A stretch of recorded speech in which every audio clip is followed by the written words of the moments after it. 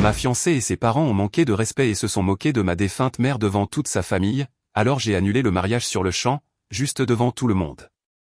J'ai 32 ans, et jusqu'à récemment, j'étais fiancé à une femme avec qui je pensais passer le reste de ma vie. Ma mère est décédée il y a environ 1 an dans un accident de voiture, une épreuve que je n'avais pas encore totalement surmontée. En grandissant, ma mère était le genre de personne à aider n'importe qui, sans poser de questions. Elle a même aidé les parents de ma fiancée à obtenir un prêt pour la rénovation de leur maison, en se portant co-emprunteur pour que la banque leur fasse confiance. Elle n'a jamais voulu un centime en retour, disant toujours, la famille, ce sont les gens qu'on choisit d'aider. Le soir de notre fête de fiançailles, qui devait aussi servir d'annonce pour la date de notre mariage, je me sentais déjà sur les nerfs. Peut-être était-ce le poids de l'absence de ma mère ou le stress général de l'organisation du mariage, mais quelque chose n'allait pas dans l'atmosphère. La famille de ma fiancée avait organisé l'événement dans leur grande maison de banlieue, avec des parents des 2 côtés réunis dans le salon. Cela aurait dû être un moment de célébration. Au lieu de cela, la tension était palpable dans l'air. Après une brève introduction du père de ma fiancée et ses parents ont décidé de faire un discours qu'ils voulaient léger. Je ne savais pas ce qu'ils avaient prévu, mais je ne m'attendais certainement pas à ce qu'ils plaisantent sur ma défunte mère. Ils ont commencé à dire que ma mère se mêlait toujours de tout, qu'elle offrait une aide qu'on ne lui avait jamais demandée. J'ai senti mon coup s'empourprer. C'était déjà assez grave qu'ils utilisent un ton moqueur, mais dire du mal d'une femme décédée qui s'était portée garante pour leur prêt par pure gentillesse, ça m'a profondément blessé. Un silence s'est abattu sur la pièce lorsque le père de ma fiancée a lancé « Espérons que nous pourrons empêcher les futurs beaux-parents de dépasser les bornes », et ma fiancée a gloussé, ajoutant quelque chose sur « l'affection maternelle envahissante ». La foule a laissé échapper quelques rires gênés, ne sachant pas s'il fallait rire ou grincer des dents. Je suis resté là, les poings serrés le long du corps. Ma mère était partie depuis 1 an, et il ridiculisait sa mémoire devant tous ces gens. À ce moment-là, des souvenirs m'ont traversé l'esprit, les fois où ma mère avait généreusement donné des provisions à ces mêmes personnes quand ils avaient des difficultés financières, ou comment elle avait gardé gratuitement les jeunes frères et sœurs de ma fiancée. Elle n'était jamais envahissante, juste généreuse. Pourtant, ils étaient là, réécrivant son histoire à coups de pique cruels. J'ai ravalé ma colère, me forçant à rester calme. Je n'arrêtais pas de me dire qu'il devait y avoir un malentendu, une blague qui était allée trop loin. Mais non, après 1 minute de ces blagues, j'ai réalisé qu'il la dénigrait intentionnellement. Peut-être pour amuser la partie de la famille qui n'aimait pas les étrangers. Ma fiancée et ses parents trouvaient clairement cela hilarant. J'ai jeté un regard à ma fiancée, espérant un signe de remords. Tout ce que j'ai vu, c'est un sourire suffisant, comme si elle appréciait l'attention. Finalement, ils ont terminé leurs commentaires grossiers. Le père de ma fiancée a dit « On aurait peut-être fait les choses différemment si notre chère mère était encore là », avec un ricanement. Puis ce fut mon tour de parler. Je suis resté silencieux un instant, balayant du regard les visages, confusion du côté de ma famille, quelques-uns de mes amis lançant des regards incrédules, et ma fiancée souriant comme si elle s'attendait à ce que je joue le jeu. Mon cœur battait la chamade. J'ai pris ma décision à cet instant. Je n'allais pas tolérer ça. Je me suis avancé, j'ai pris le microphone et j'ai forcé un sourire. Eh bien, ai-je commencé, la voix stable mais tendue, merci à tous d'être venus. Je suis sûr que nous avons tous apprécié cette série de remarques chaleureuses sur ma défunte mère. Elle aurait adoré entendre comment vous la voyez, maintenant qu'elle ne peut plus se défendre. Quelques halètements se firent entendre dans la foule. Le père de ma fiancée s'est agité, mal à l'aise. Ma fiancée a froncé les sourcils, la confusion se dessinant sur son visage. À chaque mot, j'ai révélé la vérité sur la façon dont ma mère les avait aidés. Rappelons quelques vraies histoires, si vous le voulez bien. Comme la fois où ma mère s'est portée co-emprunteur pour un prêt pour cette maison. Ou quand elle a payé pour ses travaux d'aménagement paysager qu'ils avaient juré de rembourser, mais ne l'ont jamais fait. Ou comment elle a passé des heures à s'occuper des enfants pour que vous deux, dis-je en faisant un geste vers les parents de ma fiancée, puissiez avoir des soirées en amoureux. C'est drôle, rien de tout ça n'a trouvé sa place dans votre discours léger. Les joues de ma fiancée sont devenues écarlates. Elle a murmuré, « Qu'est-ce que tu fais ?»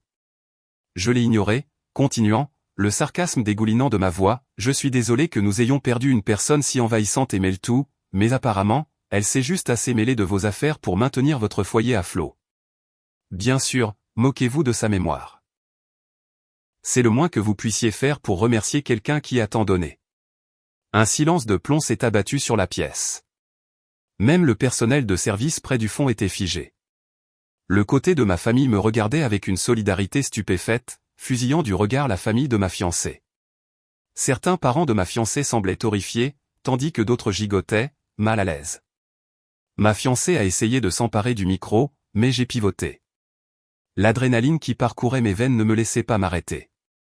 Ma voix s'est légèrement brisée. Je suppose que cette fête était aussi censée finaliser la date du mariage. L'occasion parfaite, n'est-ce pas? Une chance de célébrer l'union de deux familles. J'ai fait une pause, croisant le regard de ma fiancée. Mais vous savez quoi? J'annule ce mariage, avec effet immédiat. Je ne vois aucune raison de me marier dans une famille qui manque de respect à ma mère. Tout le salon a explosé. Un cri strident de ma fiancée, des exclamations stupéfaites de l'audience, et un rugissement indigné du père de ma fiancée. Le côté de ma famille a collectivement soupiré de soulagement, comme s'ils attendaient que je défende ma mère. Ma fiancée a essayé de tirer sur ma manche, se lamentant, « Tu ne peux pas faire ça ici ». La voix de sa mère s'est élevée pour protester, me traitant de menteur ingrat. Mais je suis resté droit. Ingrat? C'est la femme qui est morte il y a 1 an. Après tout ce qu'elle a fait pour vous, vous vous moquez de sa mémoire. Ça, c'est de l'ingratitude. À ce moment, le père de ma fiancée s'est jeté en avant, pratiquement l'écume aux lèvres. Il a lancé des accusations, « Tu nous humilies devant tout le monde ». J'ai rétorqué, « Vous avez fait ça tout seul ». Certains parents ont essayé de le calmer. Ma fiancée, en larmes, a tenté de me faire passer pour le méchant, disant que je surréagissais à des blagues inoffensives, ce qui n'a fait qu'attiser ma colère. La tension a atteint son paroxysme. La mère de ma fiancée a sifflé que j'étais juste sensible à propos de la perte de ma mère, comme si le deuil ne me donnait pas le droit de les dénoncer. Vous voulez voir ce que c'est d'être sensible, ai-je lancé. Parlons de la façon dont vous dépendiez de l'argent et de la générosité de ma mère quand vous avez perdu votre emploi cette année-là. Sans elle, vous n'auriez pas gardé votre voiture. Ne me parlez pas de sensibilité. Quelques invités, de la famille éloignée, les ont regardés, choqués. Ils ne connaissaient pas l'étendue de l'aide que ma mère avait fournie. Les parents de ma fiancée semblaient acculés, leur sentiment de droit bafoué.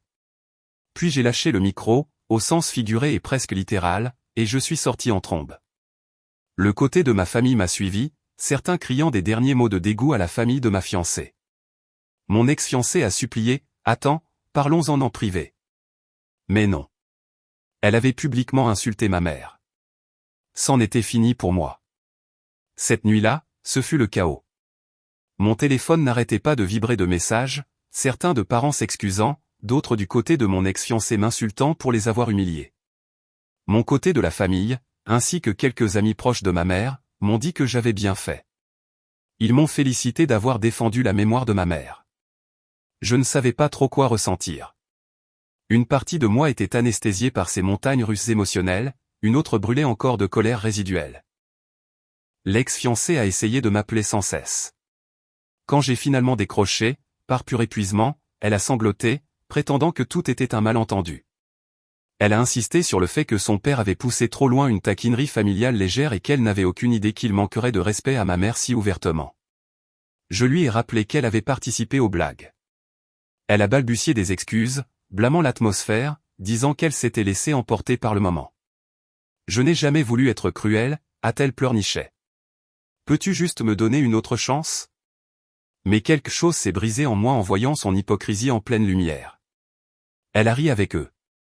Ma mère n'est pas un sujet de plaisanterie, lui ai-je dit clairement. La mémoire d'une mère est sacrée. Au moment où vous l'avez tous transformée en objet de risée, vous avez détruit toute la confiance que nous avions. Elle a pleuré, proposant de s'excuser publiquement, de faire n'importe quoi. Mais ma décision était prise. Pas de mariage, ai-je répété. C'est définitif.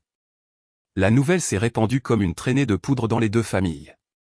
Des parents moralisateurs de son côté ont essayé de me faire culpabiliser, alors tu vas jeter cette relation pour une petite blague. J'ai répondu sèchement, appelez ça petit si vous voulez, mais pour moi, c'est suffisant.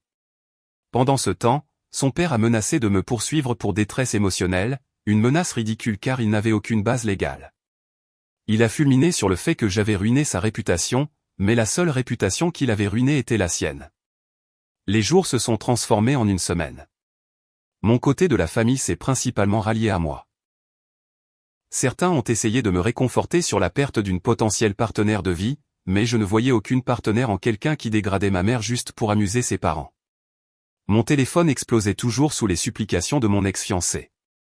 Elle m'a envoyé un long email, moitié excuse, moitié me reprochant d'avoir surréagi. Elle a dit que j'aurais dû confronter son père en privé, pas faire une scène. Je l'ai lu, j'ai secoué la tête. Elle avait fait une moquerie publique en premier, ma réponse a été à la hauteur de la scène qu'ils avaient choisie.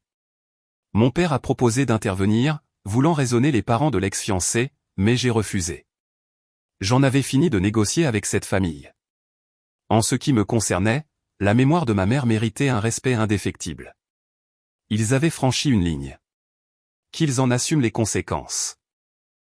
Par la suite, j'ai trouvé un sentiment d'apaisement inattendu. Le décès de ma mère m'avait laissé à vif et vulnérable, à la recherche d'une partenaire de soutien pour combler le vide. Au lieu de cela, j'ai découvert que la femme que je projetais d'épouser et sa famille ne pourraient jamais respecter la personne qui comptait le plus pour moi. Impardonnable. La famille de mon ex-fiancé a fini par battre en retraite, réalisant qu'il ne pouvait pas m'intimider pour que je revienne sur ma décision. Les menaces en l'air du père de poursuites judiciaires se sont dissipées. Mon ex-fiancé a tenté une dernière manœuvre, se présentant à ma porte, les larmes aux yeux, tenant une boîte de vieilles photos de ma mère qu'elle m'avait volées. Elle me les a rendues en guise de paix, prétendant qu'elle voulait les garder en sécurité.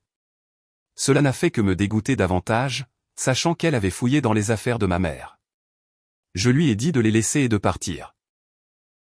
Les voisins ont peut-être entendu notre dispute sur le porche, elle suppliant mon pardon, moi restant ferme dans mon refus. Elle est partie en larmes, lançant des insultes par-dessus son épaule, me traitant de « sans cœur ». L'ironie était palpable. Si j'étais sans cœur, qu'est-ce que cela faisait de quelqu'un qui ridiculisait publiquement la mémoire d'une femme décédée? Légalement, il n'y avait pas de contrat de mariage à rompre, juste des réservations de salles annulées et une bague à récupérer. J'avais payé un acompte pour une petite salle de mariage, que j'ai perdue. La bague était une autre affaire. Je l'ai exigée en retour, expliquant que je n'allais pas les laisser garder un symbole de sincérité après qu'ils aient craché sur le nom de ma mère. Elle s'y est opposée au début, mais l'a finalement rendue. Bon débarras. Des semaines plus tard, je me tenais devant la tombe de ma mère, ressentant cette tristesse tranquille qui me frappe toujours au coucher du soleil. Mais cette fois, il y avait aussi un sentiment de détermination. Je l'avais honorée en refusant de laisser des brutes, peu importe qui elles étaient, traîner sa réputation dans la boue. Et ce fait m'a apporté la paix. Voilà comment mes plans de mariage sont partis en fumée. Mais je suis reparti avec quelque chose de plus précieux que n'importe quelle cérémonie, j'ai gardé ma dignité, je suis resté fidèle à la mémoire de ma mère, et j'ai appris que je mérite une partenaire qui chérira l'héritage de ma mère, pas qui s'en moquera.